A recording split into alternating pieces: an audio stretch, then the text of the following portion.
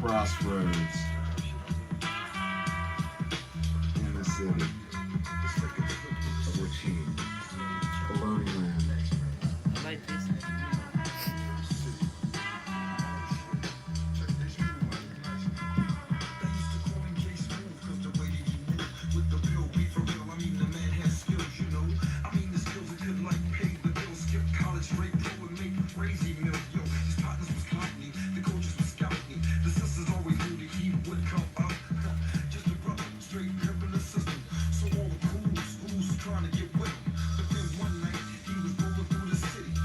Are you waiting for him to?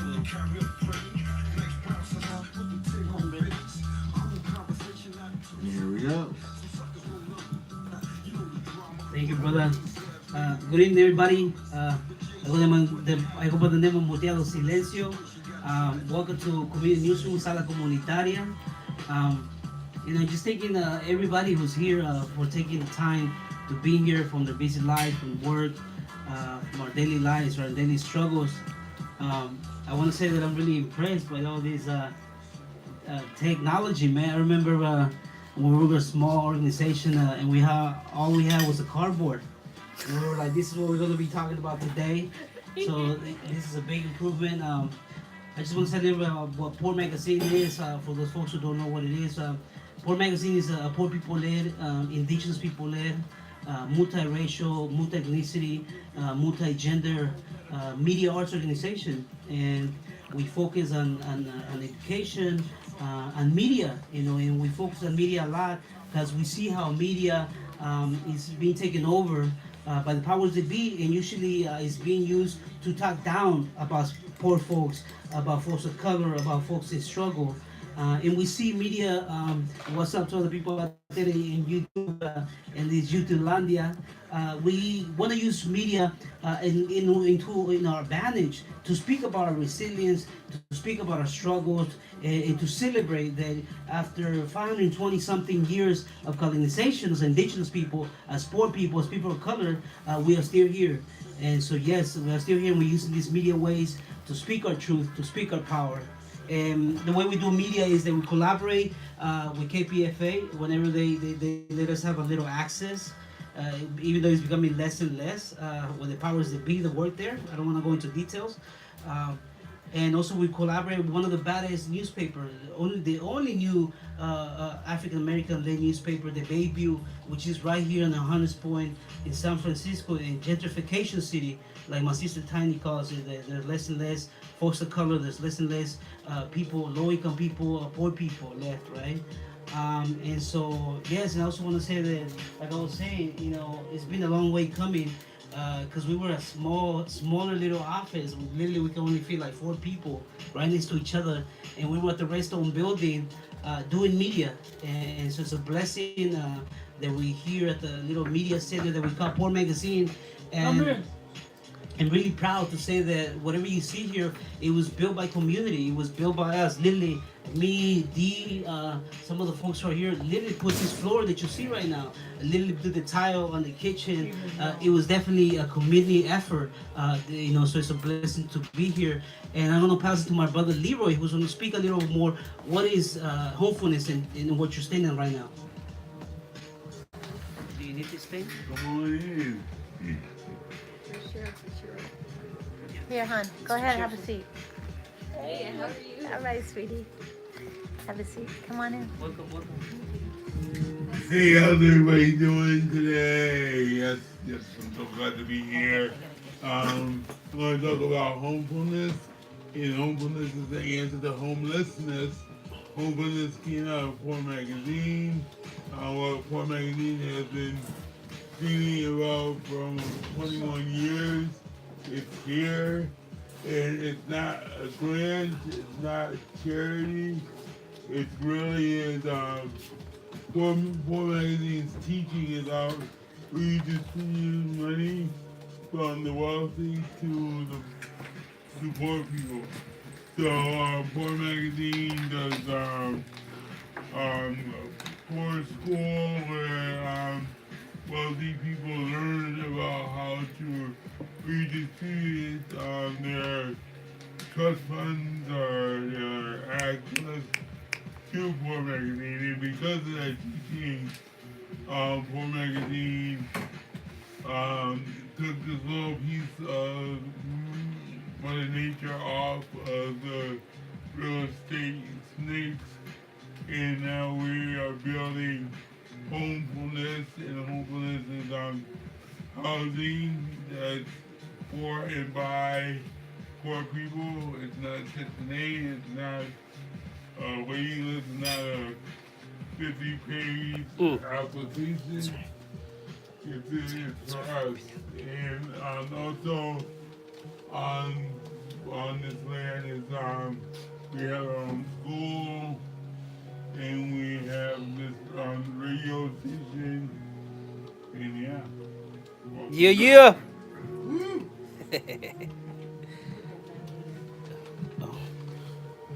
Hold on. Hey, what's up, YouTube Landia, Face Crack, Instascam, and all the other digital streets that might be tuning in? Yeah, this is Poor People's Revolutionary Radio. You got it right, and 96.1 FM on the dial in this occupied piece of Lashana Loni land, the stolen village of Wichin. So this is Community Newsroom, as like my brother said. Media is usually used against us poor folks. It's always about us, without us. They do not talk to or with, they talk about. So I'm holding in my heart heavy my mama right now, for without whom there'd be no me, and our brothers and sisters right now on these false colonizer borders, but didn't even have the so-called privilege because of empire wars to even get clothes when they had to get on the move, and are being hated and predated. And then our brothers and sisters in these quote-unquote fire zones, and we'll be talking about that tonight. But we want to welcome the new listeners and viewers from Roofless Radio, that's ROOF Less Radio in Chico, Paradise, California. Another poor people of color suburb where us folks get pushed out to when we're effed out of the Bay Area. Lifting up all the folks who were living in trailers, who were barely housed, who were on the street. There were already 5,000 people in Chico who were houseless before 15,000 more became houseless. We're in a crisis, if you don't already know. So we do this community newsroom to make sure our voices are told us about us without are actually us telling our own stories. Similarly, if this is your first time watching or listening or being in the Poor Magazine circle, everything we do is decided in a circle. And this is an orientation, as Leroy pointed out, all the different things we've got. But we kind of root ourselves in media and art. And so right now I'm just sitting here with the last edition of Decolon News, which was the All Nations, All Generations newspaper that our youth scholars lead and all of us mama and uncle scholars contribute to, along with their voices. This issue was called Black Panther on Black Arthur, and I think it's fitting that we bring Sister Kilu into the room, without whom there'd be no us, who is literally one of the people who kept us on point and on track. And we love you, we miss you, sis, and every day. Similarly, our brothers and sisters from the Bayview newspaper, baddest black newspaper in the stolen Americlan, who keep us going. Shout out to Willie and Mary and everybody else, Amani and the new folks. And then Poor Press, which is our publishing arm. Myself and Leroy just put out children's books.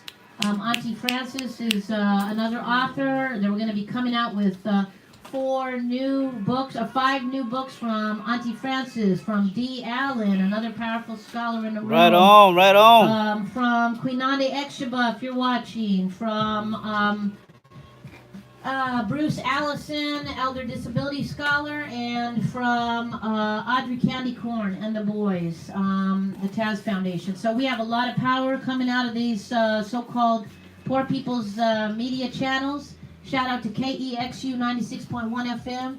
And again, this is that place where we try to make sure that everybody who's here understands that, first of all, you all part of the editorial board. If you just showed up the first time and you don't know what a Poor Magazine story is, well, guess what? You just got jumped in.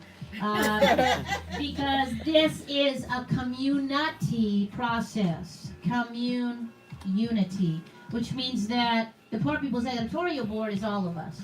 So when we have stories or proposals that go forward, we're all going to vote on them. Are they put something to be in the circle? There's no wizards behind the curtain. You see in all the members. You see in everybody, including those of you who just came. So welcome to our sisters and brothers from Detroit. Yeah. Right on. So the first thing that we're going to do is we're going to do something we call our bio news. So we're going to all introduce ourselves. All walk into liberation in the circle by saying a line about you, where you from, where you are now, something about you, your liberation or your domination. That's tonight's line. And so we always started out, again, you can do that in poetry and song and prayer. Then after the bio news, for those of you who came the first time and are actually wanting to propose something or speak something, or it's your first time actually even being here and you'd like to talk about what you want to bring to the circle, we'll spend more time on that.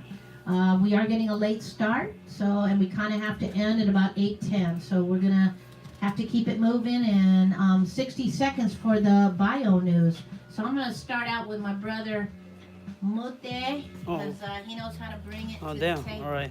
Right.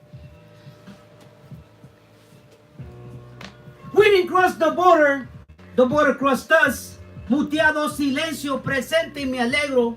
Mis palabras son mis balas, mi lápiz es mi arma.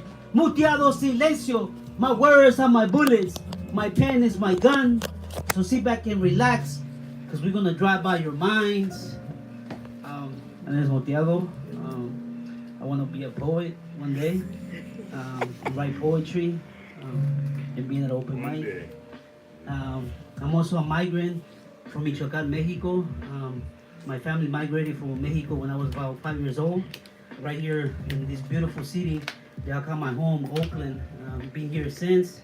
I'm really proud, to be part of the movement that is Oakland, and the beautifulness and the diversity of black and brown, yellow, and everything in between. People, low-income people, poor people, in the rich history. I'm also a radio engineer by night and a janitor by day.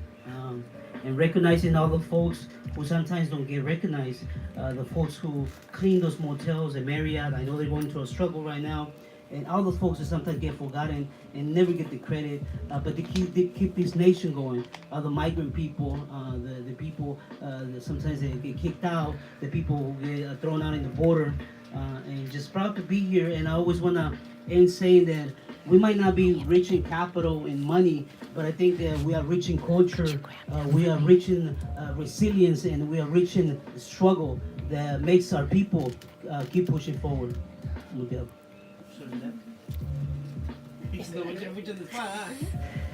You don't all have to spit beats like Mood. But then again, AJ in the house, maybe that's gonna happen. I'm just saying, this has to go in there. It's my first time Sorry, here. I hon. did not really know what was happening. It's all good.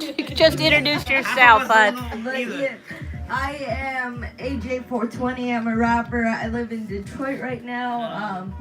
But yeah, I'm from the Bay. I live in the suburbs, but been around Oakland, and Welcome. yeah, I mean, what is the topic? Liberation through. You could just speak on who you are, that you already did, and then you could say a line about your struggle or your domination or your liberation. Yeah, man.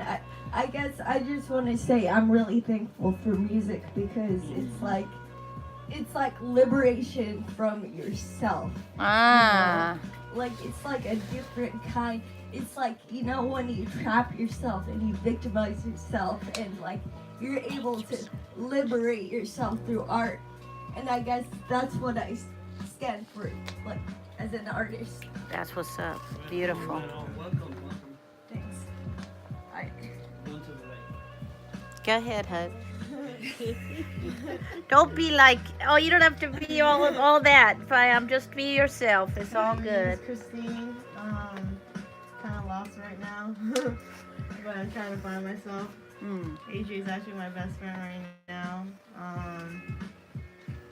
Yeah, we're making big moves. That's what's up. I'm originally from the Bay Area. I'm from San Leandro, and yeah. Okay. I don't like San Leandro. We'll let Sandra go. That's good. It's all good. Welcome. Hello everyone, this is my first time here. My name is Angel Hart. I've supported several actions here in the Bay Area. I'd like to thank the Ohlone people for allowing us to be on their land right now. Oh. That's how I got to learn about homefulness and Poor People magazine. And so I'm just here to be a part of CommUnity. Right on. Welcome, Angel. Thank you. My name is Diallo. I could say I've been dominated and liberated by everyone and no one.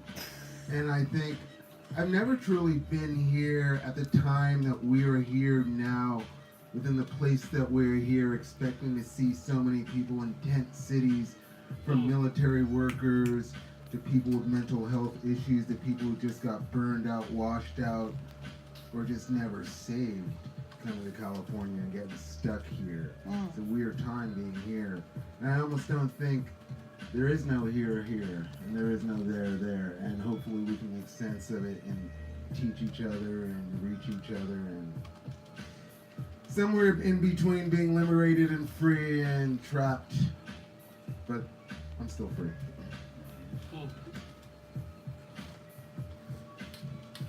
Ha ha ha! I'm the black crippled in your face. This is Leroy Moore. I've been down with Poor Magazine since I was 2 years old. Started writing columns. The longest member. Started writing a column called Illin' and Chillin' back in the early 90s. This is the first column on race and disability of its kind. Wrote about police brutality. I've been down with Poor since the early 90s. I also do what's called hip hop. And that's hip hop by artists with disabilities around the world. I was just talking to a hip hop artist in Zimbabwe. He's kicking ass, so I'm so glad to see AJ for 3.5. Thanks, man. Appreciate it. Yes. So yeah, that's Leroy. Hi, my name is Halima. This is also my first time here. Super grateful for all of you for welcoming into this space. I'm from the Bay Area, born and raised. Very grateful to the Ohlone people for allowing us to be here. I'm grateful to the folks who are organizing. My mission is living in a world free of gender-based violence, and so I've committed to everything that I do is related to that. I'm also really interested and passionate about Islamophobia, so I do a lot of work around that, and I'm really guided by an Islamic teaching which says stand firm against injustice, even against yourselves or your parents. Yeah, that's me. Welcome, guys. Hi, my name is Miriam, and this is also my first time here. I'm Halima's best friend, so she introduced me to this space, and I'm really grateful to be here and for y'all for welcoming me to this space. And also, I grew up, born and raised in the South Bay. Right on. Welcome. I'm D. Allen, and I live here at Homefulness. Hi everyone, my name is Crystal Huang. I was born in Virginia, grew up in Taiwan, so I thank every single person in the Ohlone land for having me here.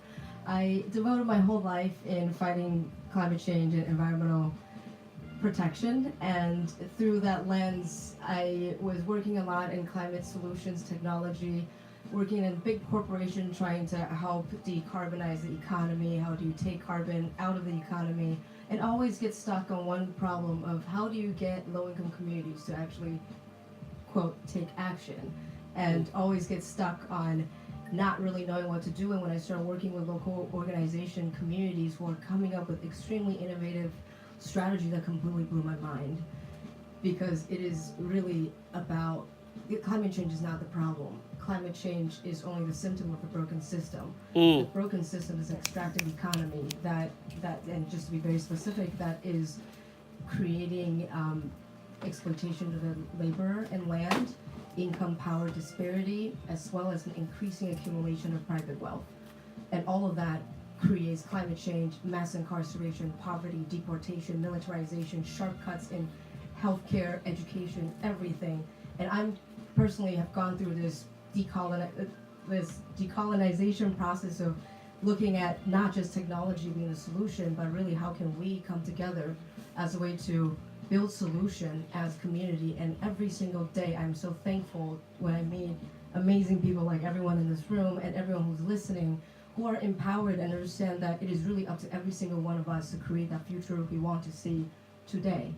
And created Cross-Pollinators as a platform to connect community organizations to share resources with each other and connect with each other, and then co-founded a new cooperative called People Power Solar Cooperative that we'll be talking about later. Right on. Welcome. Hey y'all, my name is Ojan. I was introduced to Tiny and Leroy. We talked on the phone a couple days ago, so thanks for inviting me to come join you in this space. I'm really happy to be here. A quick word, I guess, about my past. My parents were both born in Iran and moved here, and I've learned, just wanting to draw a connection, like I've learned so much from like learning about decolonization and the work, the wisdom of the Ohlone people here, relating to how my family, you know, where we all come from colonized people somewhere, and my family was my ancestors were colonized over 2,000 years ago in Iran, and seeing that pain that they're experiencing and the healing that we're still doing from that experience really taught me how we're all people are connected, and that, you know, you can be on top today and on the bottom tomorrow, and really the solutions need to work for everyone, not just, you know, the majority or not just the minority like it is right now. So all about that. Right on. Welcome, brother. Hey, my name is Noni. Thanks for having me here. I'm from the Flats of West Oakland. I'm third generation, born and raised on the corner of 16th and Myrtle. And unlike most people, I still live in the house I was raised in. And that's both because of oppression and liberation. So both of my parents, my dad was raised in Cypress Village and my mom was raised in Cordonistas Village, both projects, one in West Oakland and one in East Oakland. And they hustled and they pushed hard, and they had a grocery store, which in the 90s turned into a liquor store. And from that vantage point, I saw my whole community live and die through the 90s market crash, the crack epidemic, city neglect. But what I am the child of, where my liberation came from, right now what's springing up is the next generation that the Black Panthers and our Black liberation movements hope to produce, right? So my parents were Pan-Africanists, and they were trying to decolonize my mind before I knew my mind, right? The symbols in our household were only allowed to be Black symbols. Black language, Black images, Black dolls, Black cartoons, Black thought. And that led me to a Black Studies major at San Francisco State, and that led me to anthropology doctoral degree at Cornell University, doing my work in East Africa. But instead of studying my own folks, I studied the complexes that keep us oppressed. So I studied the World Bank, the IMF, and the UNDP, and the agents they install in African cities to bring their culture and destroy our own. And what I saw was that this process is happening everywhere. They are chasing us down across the world, the poor people, the oppressed people, the Black people. So I'm freed and liberated by it at the same time. I'm here tonight in my capacity as the director of the East Bay Permanent Real Estate Cooperative, and we're looking to reclaim land for Black, Indigenous, people of color, and underrepresented communities from rooted in and displaced from the East Bay. The land is ours, and if we don't take the space will be taken from us. So thank you for welcoming me into your work. I've been following Homefulness and Tiny for a long time. I wish I was a poet, but my art is my organizational work. Because not only are we trying to transform how we liberate the land, we're trying to transform how we run our organizations from the inside out. So East Bay Permanent Real Estate Cooperative is here to displace power. Whatever you call us, we share power. We work through nonviolent communication, and we seek to transfer that to every organization we work with. And we only work with mission-aligned organizations that are mission-aligned inside and outside. So no hypocrisy for us here. So thank you for welcoming us. We appreciate it. Welcome, man. Yo, that was powerful work, but I just gotta say, mad respects to y'all over there, your organization. Real quick, y'all, Tibu, that's my mom right over there. I'm a fellow poet, formerly houseless. I guess I could call myself a poverty scholar. I guess I could call myself that. But I've been with Poor Magazine since it's been, you know, and I'm now a resident of Homefulness, and lucky to be a resident of Homefulness because I know all kinds of kids who weren't as lucky as I was, and who have to live on the street, or even worse, have to live in projects, and who are being oppressed constantly. And so my wish and my goal is just to get other kids like me, other youngsters like me, to get out of those dangerous situations into places that they can feel safe. Thank you, everybody.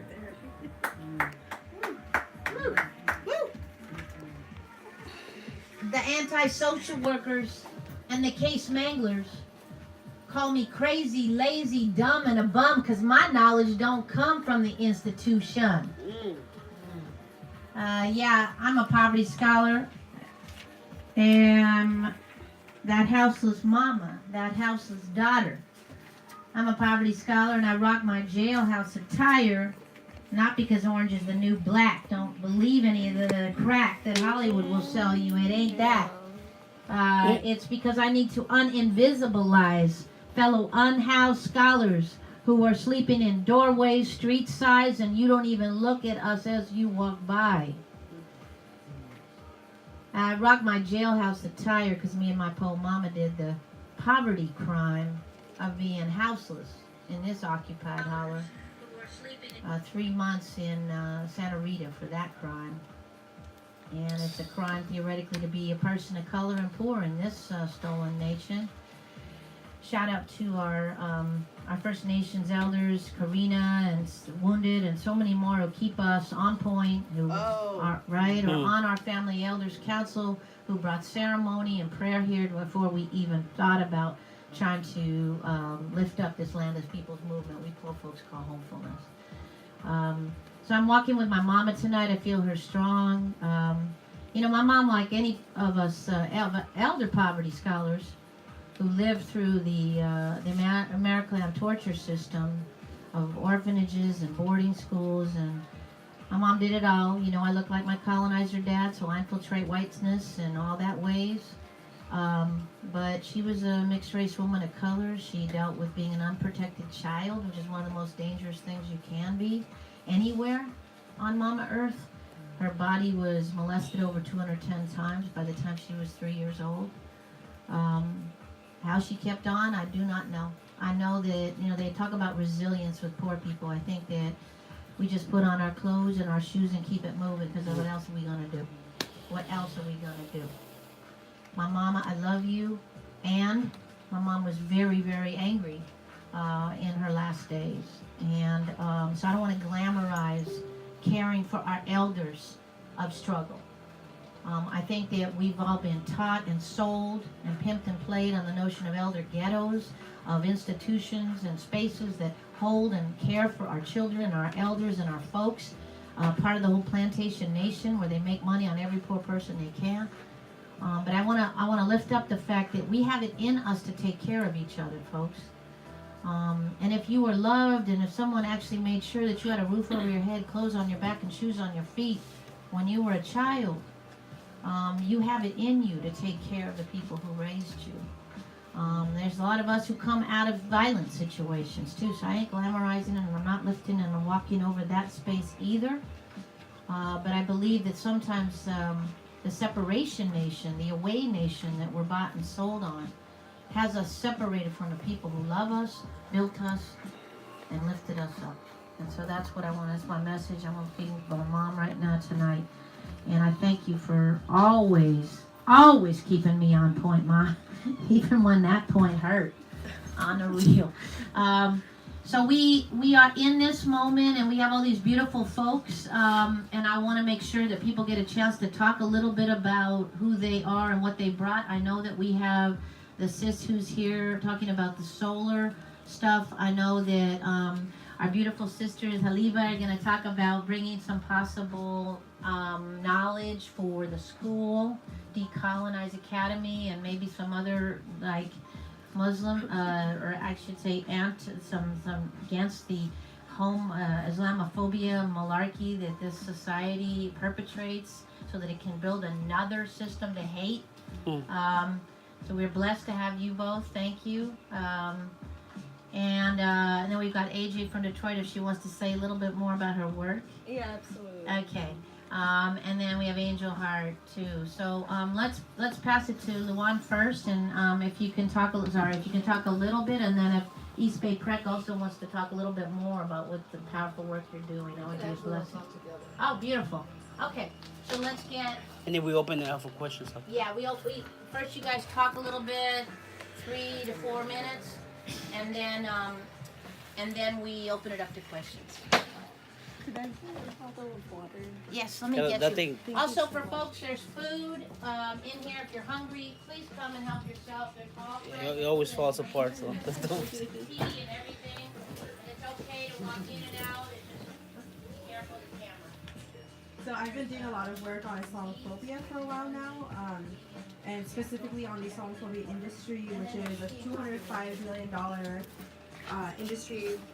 I think the last time it was evaluated was in 2013, and the Council on American Islamic Relations has put out information in terms of which organizations are Islamophobic. Currently there are 75. I suspect the number has gone up since the recent elections.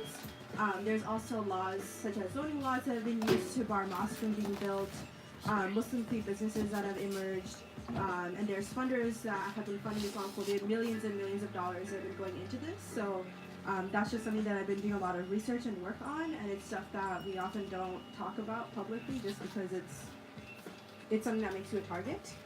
So there's a lot on that I can share. I also do work on bystander intervention and how we can all safely intervene when we witness hate crimes or microaggressions and things where we generally don't feel safe.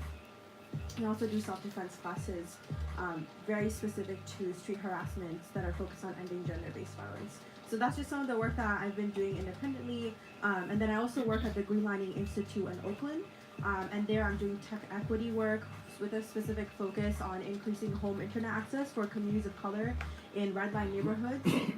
So we're doing a lot of work on that, and then also work on algorithmic bias, looking at how algorithms on Facebook, resume reading software, in housing applications, and health insurance, in all these areas are impacting people of color, are impacting women identifying folks, are impacting queer and trans folks, and looking for solutions to end those things. I've also seen a lot of really cool people from the community put together solutions. So there's an organization called Block, which put together a software for people of color to put their resumes through that. And that prepares your software to go through the biased resume reading software. And so I'm a firm believer of getting this information to the community and making sure that we have access to technology and to these ways of coding so that we can create our own software. Because it's hard to tell if these tech companies are actually going to get things together, and I don't see that happening in government at the moment. It's just too slow. So I just want to bring all that knowledge into this space, and if anyone's interested in working on that, and then also to speak to the work that you're doing on climate change. I've recently been working on the intersections of climate change, and then looking at within the UN report that came out that was saying we have 12 years to fix our shit, otherwise like we're doomed. Thinking about that and the increases that we're seeing in climate disasters, and with that comes an increase in gender-based violence. We saw that well documented after Katrina, and thinking about the role of technology in that. Technology in terms of getting disaster relief and in terms of getting help where in your situation of violence within that 12-year timeline. And also keeping in mind that we have a gap in who actually has access and ownership of smartphone. So that's just kind of an overview of some of the work that I'm doing. Beautiful. Wow, Is there any questions that anybody wants to ask? Well, just again, like you were hearing earlier, we do have a school, And what you're saying right now, it made me thought about that whole ban that Trump put, and was banning a bunch of Middle Eastern countries. And just seeing the lack of education, even on Latino communities, and the misunderstanding of Islamophobia. So it'll be nice. It'll be nice that if you guys, I don't know if that's the way it worked, that you guys will bring some kind of workshops for our young people, and educate themselves, and also if you can give a little information, how do you how people can contact you if you're willing to do that, and that kind of information. So I also want to say that, thank you for your question. Islamophobia is really rooted in other oppressions, specifically rooted in anti-blackness in the United States. The first Muslims to be in this country were black Muslims, and they practiced Islam on plantations.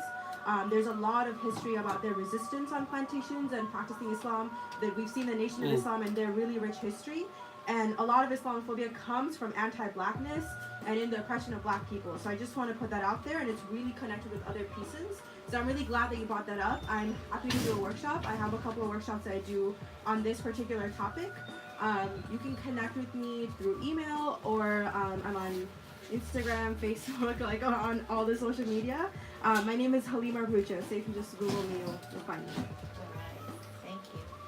Okay, so we're gonna keep it moving. Who wants to go next? Are you guys, or Luann, or who do you all want to go together? Okay, let me get this for you. Okay, this weird drawing. So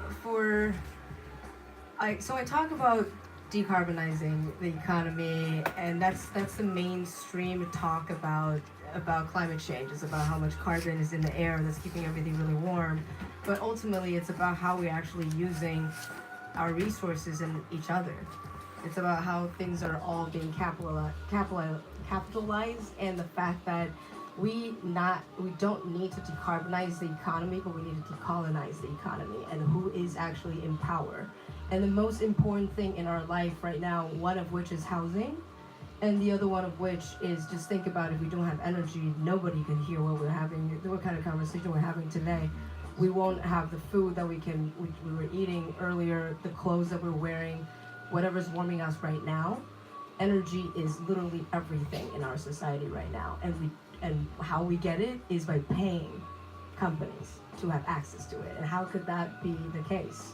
And so People Power Solar Cooperative is about people coming together and start investing into a new kind of energy system, solar system, that we can start putting solar on people's roof a lot faster. And the idea is, it's not waiting for policy to change so we can all come and have a cleaner energy. It's about who gets to own it, the most important thing in our life. And we don't have time to wait for big companies to start pouring billions of dollars to start changing the economy from fossil fuel-based fuel to fossil fuels economy that is run by renewable energy system. It's about when can we take back control of energy. And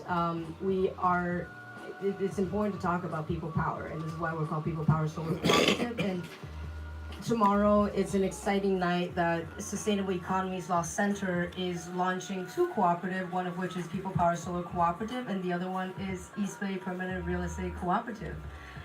This sister organization or cooperatives, and we will be talking about people power, and I'll be handing the mic over soon, about how it is up to us in the East Bay that we need to come together and start powering the most important 2 things that's in our lives: housing and energy. And we are launching tomorrow, where we will start to be able to recruit owners who will come together and start to own energy system and housing, because right now the game is that whoever has the most money wins, and we are all losing, even though we have a lot more of us than them. And how can we actually all come together in the right legal model, right business model, to take back control? And I'll hand over and talk about housing stuff. Before you do, does anyone have any specific solar questions for Luann? I know we're building homefulness right here. Oh, cool. Sorry. The one question I have is, when solar first came out, they tried to get a lot of solar panels to Africa, to a lot of towns that didn't have any power. The one issue that I know that came up was the recycling. that's almost like a two-part process. We have to develop the recycling technology along with the solar technology because the batteries are corrosive. So if the batteries are corrosive and we don't take care of the recycling part of it and actually build that tech up too so that we can dispose of the waste. I mean, we have a solution for that. Any thoughts on that part of it? Of course. Yeah, a lot of people have, great question. A lot of people like to compare solar technology, any renewable energy technology, with what we are familiar with today, like oil and gas. Looking at, solar panel is a lot more, it's not efficient enough versus oil and gas, or it's not cheap enough, or it's not clean enough because it's, by enough, it's like it's not perfectly clean. And now we're looking at, do we have time for us to wait for the perfect technology? When you're comparing cleanliness, solar panels, sure, questionable on how toxic it could be in the production, but in terms of lifetime, solar panel has a 30-year warranty. Look at your computers. You have 1 year warranty, and how long can you use your computer for? 5, 10 years maybe? Solar panels can last 80 years, maybe more, and still be working. Pipelines for oil and gas, 20 years if you're lucky. So, why don't we just get to the new technology? And I love questions like that because that's where it came from with the technology. But it's extremely important for us to know that question here is not about technology; it's about who gets to use it and how we're using it and the relationship with each other. How energy is not just something we can buy and sell; it's not a commodity. It's a tool that we can actually start to relate with each other a lot better. I have a question for my sister cooperative that I really haven't had a chance to ask, but these are things that sit on my mind because actually I think it's very much about the technology. Besides for the unequal access to technology, but also the unequal runoff from technology when these things become waste, and the photovoltaic probably has a similar toxicity process. But also, I think about this idea of us bring this 12 years we have for drawdown to come back from it. And I hear a lot of talk around like what low-income communities need to do to save ourselves. But for instance, the other day I was speaking to a woman who was apologizing for having 6 children because of quote overpopulation, which if we don't all know is a racist, outdated Malthusian concept that's used to cover up the intention to maintain a particularly high and inefficient quality of life for a small group of people and a small group of nations at the expense of the rest of us on our backs. So the technology that they extract to produce certain qualities of life come off of us. So we are not producing individually wrapped goods. We are not stealing water from Flint. Nestle is stealing water from Flint, right? So the question I always have when we have these energy initiatives that are focused on low-income communities is how is that in dialogue with the role of the authentic polluters and the authentic extractors and the authentic people that we're even paying for the technology, for the photovoltaic cells to put on the roofs with material that's still coming from large manufacturers where we don't own the means of production, right? So I do hear a lot of talk about solar panels being us owning the means of production, and I get the process of channeling energy from the sun into our homes and selling it back to the municipality. But I really want to understand the philosophy that undergirds how these energy conservation processes really serve people of color and poor and low income communities, when we are not actually the bulk creators of carbon in the atmosphere. And neither are countries like Uganda, and neither are countries to some smaller regions in India, but they place it in the hands of individual people when we know it's corporate initiatives that have polluted our world. So I'm really interested in your philosophical position on the work that we're doing. That's good. So if you look, I'm going to look in the room and start thinking about our ancestors and how our ancestors, even our parents, how they use resources, the amount of things they throw away, the amount of things they don't throw away, and think about our culture today and how we have been pushed into this consumerism as a society. We've been colonized away from our traditional understanding of resources, our traditional relationship. No matter what background we come from, we all come from a background of harmony, living in harmony with Earth, because we understand there are scarce resources out there we need to share in any way possible, and we need to have great relationship with each other. And as we have been colonized to not do that and start to build walls between each other, to start to have this so-called privacy so that we can do our own thing and have our own space and have our luxury, whatever that means. And then all of a sudden the colonized culture start to realize, oh shit, we fucked up. Like, this is really dirty. How do we make sure we clean things up? And we came up with this idea of sustainability.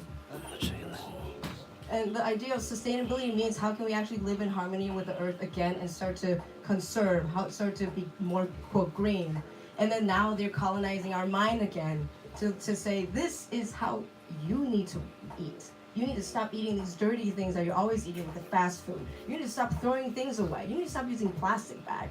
And that's, in my opinion, in my philosophy, this idea of sustainability, that's being conserve energy, is another form of colonization.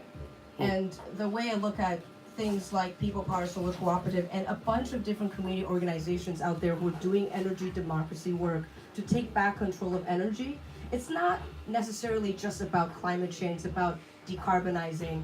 It's about how can we take back control of something that is so important so communities can address social and economic injustice. Part of the work that I do with cross-pollinators is working with a lot of organizations across the country, communities across the country, that is trying to tackle so many urgent issues, from houselessness to community health problem to food access. The deeper they get into the problem, the more they realize that the root cause is they need to take back control of energy in order to address all of these things. They didn't come from climate change. They came from the fact that I need to survive and prosper and end up falling into energy. And so my philosophy is that it's all about we're paralyzed. And it just so happened that solar energy is a way for you to have energy in your hand right away.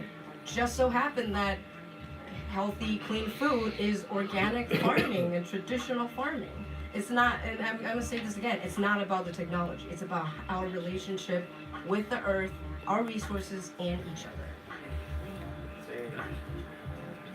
Does anybody else have another question? I have a quick question.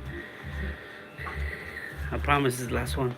No, just that, some of our poor folks, I've been just struggling to pay the electric bill, right?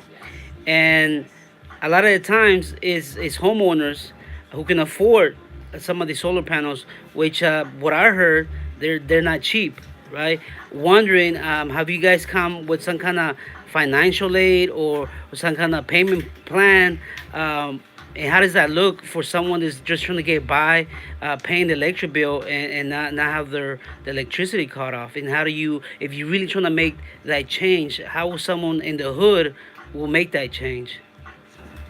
That is exactly the purpose of People Power Solar Cooperative. So we saw that right now in the solar industry, half of the people in California or in the United States cannot go solar or cannot get the benefit of owning solar because of their capital. They don't have enough money, because they don't have the right credit, because they don't have the right building. And so that's leaving half of the people out of this transition.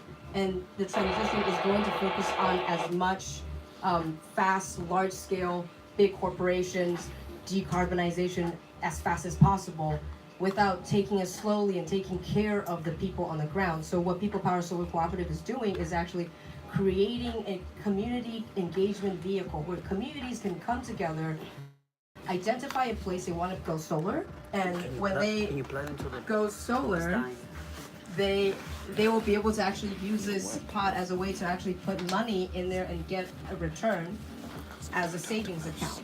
And sure, you're talking about people who are living paychecks by paycheck, might not even have savings account, but it's about organizing and trying to create a way to actually help build ownership in their community. I don't know if I really answered your question there, but the idea here is that people get to come together, organize, and start to own something. Or any club or groups that you're in, you can come together, build people power. You have enough capital, and you can put solar on someone's roof, and then start to say, I own that thing. And every single month, it will be generating electricity that will then start to pay money back to you. You can start to invest. And that's what we're doing with cooperative. I mean, we legally can't say the word investment because it's cooperative, you get a dividend, but you're basically getting a return. So, I want to make sure that East Bay Prec gets to speak too. I know you guys are connected. I think we should let somebody else speak. Oh, okay, to come back, okay. But I do want to say one thing, on that we've been told by other solar folks that there's also, there's been a lot of almost Ponzi schemes of folks starting up solar things that don't actually really get to go to the people. So I know that's not what y'all are. I know that.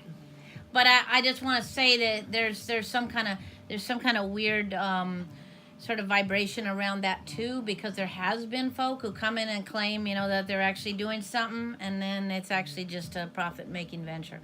So we can talk more about it. I do want to take a temperature though of the Poor Magazine circle here. Are people feeling the solar cooperative right now? Do we get an eye on that? Are people feeling it, at least from Homefulness? Well, that's the other thing I was going to suggest, is it would be good for both of y'all, actually, if somebody in your groups are willing to write a story / put out and/or we can do it, but we prefer that the folks who are living it and creating it and visioning it do it themselves, and then we can also then get it out to the rest of our folks. So that's just something. Okay. We're gonna move it on. I want to make sure Angel Heart gets to speak. And AJ, you feeling to talk right now, or you ready? Okay, yeah, that was a yes. Okay. All right then. Moot, can I switch off with you just so that make sure that I just have to jump over really quick with you guys. Okay. Well, basically, I'm a female rapper. I have cerebral palsy as well, and so it's just a different. I don't know, it's just kind of unique, and my goal is to basically, make people feel like they can do whatever they want, and believe in themselves, because, when I started off making music a year ago, I wasn't, it wasn't amazing or anything, I didn't think it would go anywhere, but I don't know, it's just a beautiful thing that art can do for people.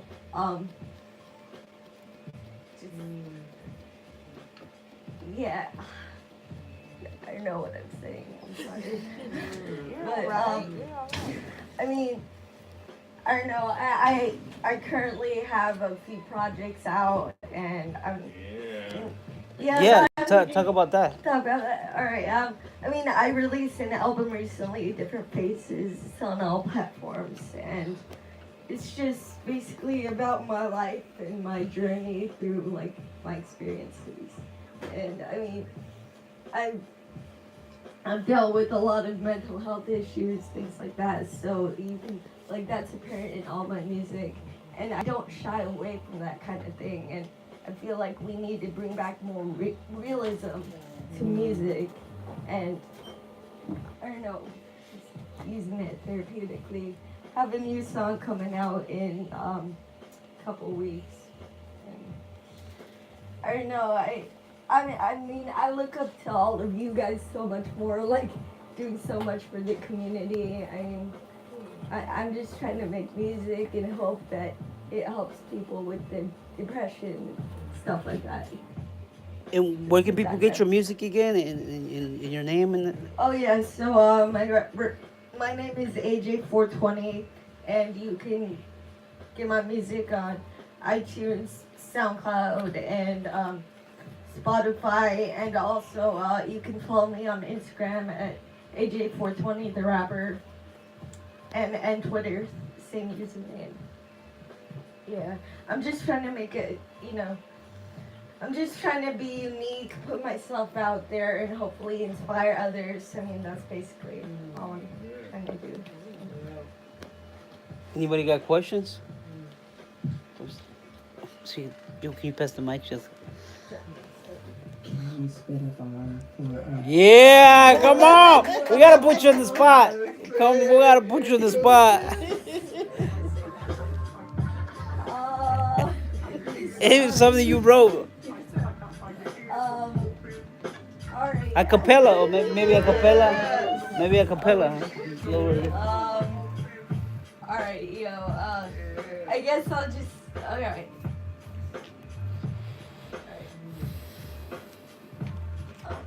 You could do it. It could be Something you, yeah, but maybe with a cappella. Maybe turn the whole thing on. No. I'm like putting her on the spot. Okay, never mind. I just love to hear it. Yeah, me too. Alright. I'll just spit something I wrote, but I know it's really goes. Okay. Regrets, the turbulent waves, and my self-confusion points in the direction. Maybe I should move on to someone else then. Maybe it just wasn't meant. She made me melt like a candle. Ashes burned from the last cigarette. My mind is such a mess. Wrote this while I was half asleep in bed. The compass leads me towards the edge. Should I jump off the ledge into oblivion? That shit I just can't forget. It's regretful. Staring to the setting sun. Yeah, I run because it's all I fucking know. It's time to get blown heavy. The microphone. There you go. There you go. That was the faceless. Yeah. I like Okay. the beat though. It's chill. It works well. Alright, Thank you, man. That was beautiful. I also had a question. Oh. Yeah, for sure. Are there any particular artists that are your musical inspiration? Yeah. I'm really heavily inspired by Mac Miller, and I've been listening to his music since like for years. And his death really did affect me. Rest in peace, brother. But Yes. yeah, like absolutely. Like I've drawn so much inspiration. Like I struggle from depression and stuff, but I don't want my songs to be all sad because that's not what life is all about. I want to uplift people, and I don't know. I'm just saying. And a couple other artists I listen to a lot, like Pink Floyd, classic. I don't listen to mainstream music. I just listen to a lot of like 90s rock and like just draw from it, put it into my music. I don't know.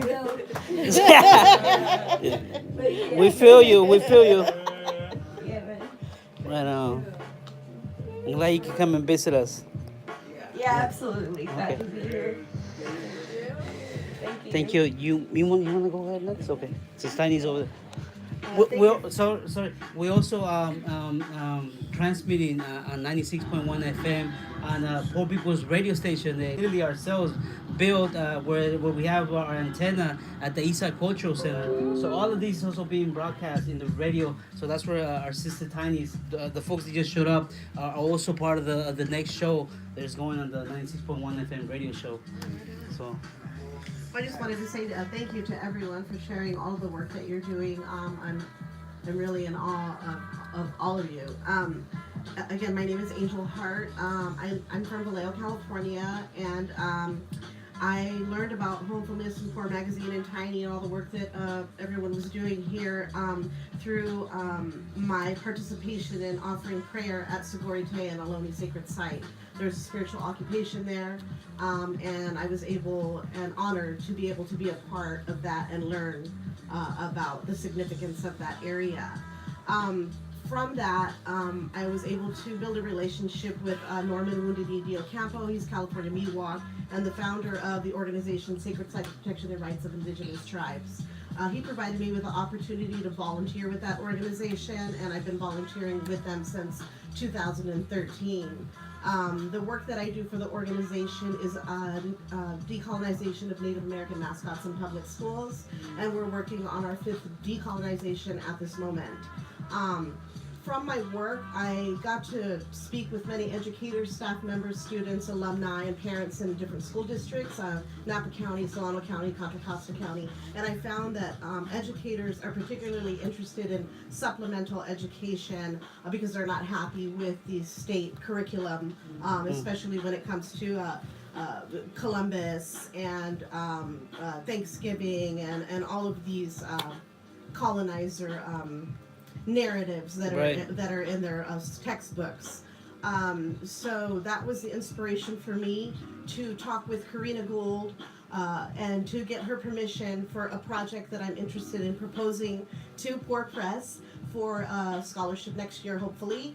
And luckily, Karina Gould has given me permission to write children's books about the Ohlone people, and so I have a series of books in mind for that, and then I would like to share that with different educators, and then go into other series of books. And I asked Heidi about maybe possibly writing about Decolonize Academy and showcasing that as one of the books, and so that's why I'm here today. And I'm just really looking forward to this opportunity. Karina's got a really busy schedule, so she has me working with her daughter, Deja Gould, and so we're just now in the infancy stages of that. The books that I want to do, it's a 3-book series, so of 3 books, so it's 9 books, and I've just recently completed my first book, and it's been approved by the Ohlone, so I'm really excited. Right on, Angel! Thank you. Right on.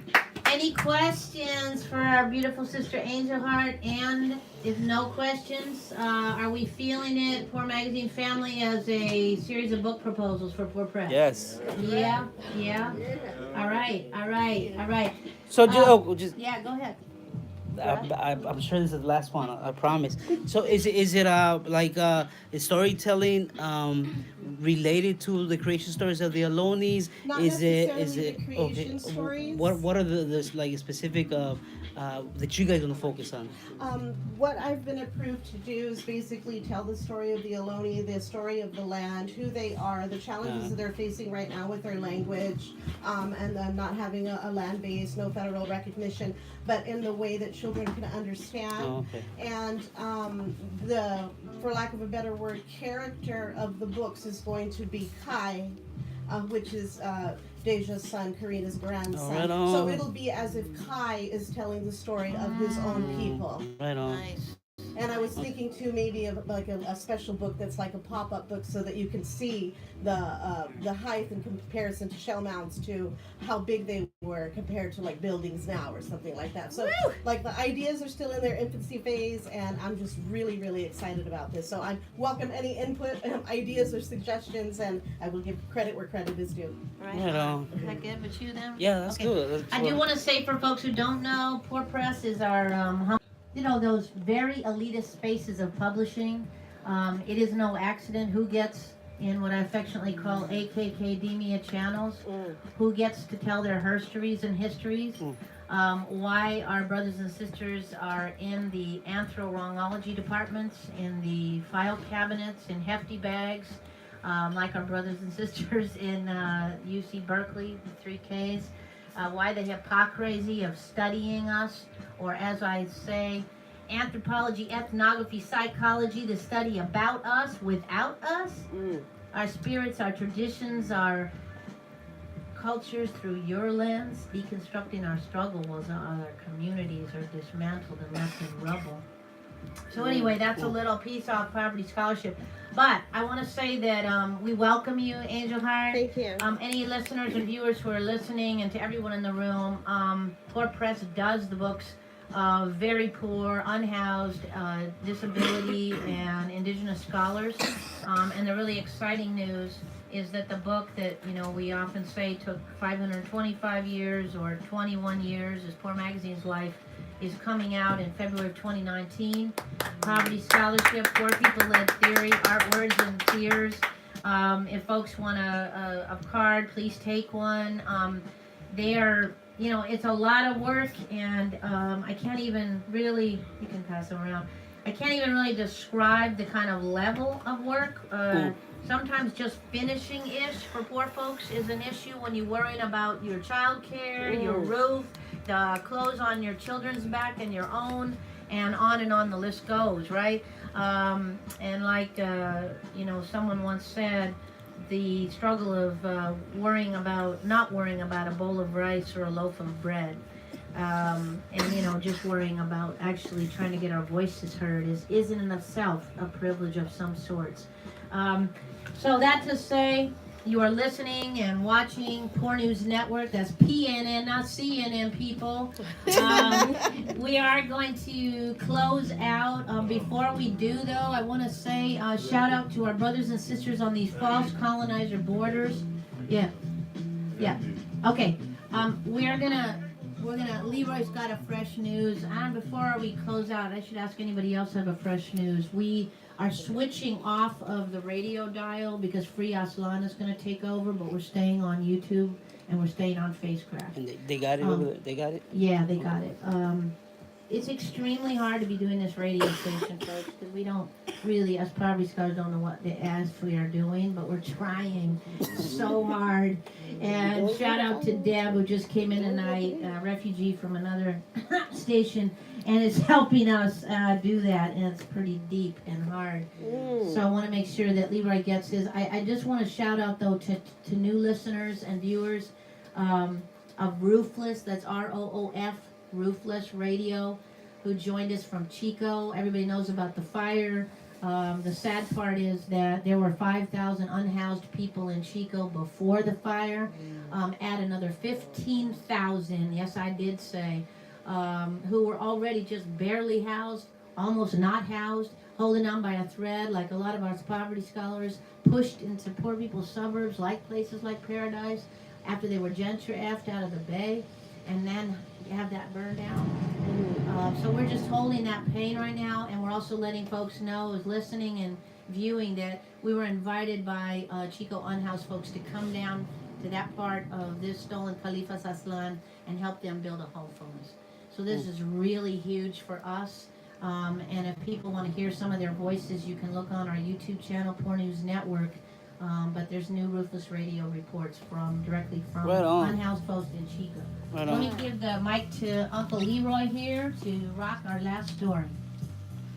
Hello, everybody. I just wanted to let you know that 2019 is on the huge for Crip Hop Nation. Crip Hop Nation is an international coalition of hip-hop and musicians with disabilities around the world. We had chapters around the world, and in 2019, disabled African musicians are coming to the Bay Area. This is huge. We have no money, no support, but we're doing it. People are coming from the Congo, Tanzania, South Africa, Uganda, Zimbabwe. Matter of fact, I talked to a brother in Zimbabwe this morning. He's doing a video report for Clear Public War magazine. And they're like has in Zimbabwe. A lot of disabled musicians in Zimbabwe. He's going to try and organize a chapter of Clear Pop in Zimbabwe. And they had their first rally a couple of days ago, taking over the parliament because there's no SSI dollars in Zimbabwe. So they live off of zero. Damn. So I've been talking to them constantly in Zimbabwe. But the festivals that happen in July, it's a little secret, and I'm gonna tell people that I finally, after 15 years, tracked down Stevie Wonder. Oh, right on, man. News about that in the next year coming out. But besides that, this Wednesday I'll be signing a contract with Lavinia Cultural Center to have Gender Crip Planet event. And AJ 420 is gonna be the feature. All right. We'll be there. It's gonna be dope. Women, trans women with disabilities doing their stuff. at the Pena Cultural Center March 30th and in Berkeley. That's going to be huge. It's only one of our 2 events in 2019. We're also coming out with an all-women disabled hip-hop CD. They come out in March. I think it's the first of its kind. So yeah, so check us out in next year. Leroy. Any questions for Leroy before we close this out? Any questions, any additions? I just want to lift up AJ from Detroit. Yeah. Oh, you missed it. I was freestyle. watching from the other room. Okay, yeah, there you go. Like, what? Thanks, man. Appreciate it. So bad, fam. So bad. Oh my God. I do want to also just shout out for viewers, listeners, and peoples in this beautiful circle that we have our thing called Mercado de Cambio, the Posto. It's our only benefit all year because it's really hard to do benefits when you PO. It actually takes money at the gate to actually even do a benefit, right? So it's an Eastside Arts Alliance. All y'all are welcome to come. If you also want to get on the mic and like promote your work and do that or have a table, we're asking basically $20 for a 4-foot table, but if people don't have it, that's how we roll. You get it for free. We ain't never playing on that. And we do appreciate that people put the knowledge out there because this is the only benefit we got. It's December 23rd. It's a Sunday. It's 3 o'clock at Eastside Arts Alliance. So, all that. We're going to shut off the media to do our closing prayer on this beautiful LaShawn land. We will ask Angel Hart to help us with that tonight. How do you turn this thing on? Hold on one sec. We're going to close that. And then it's just you push this button. You push that X in the corner. I want to say all power to the people. Thank you for tuning in.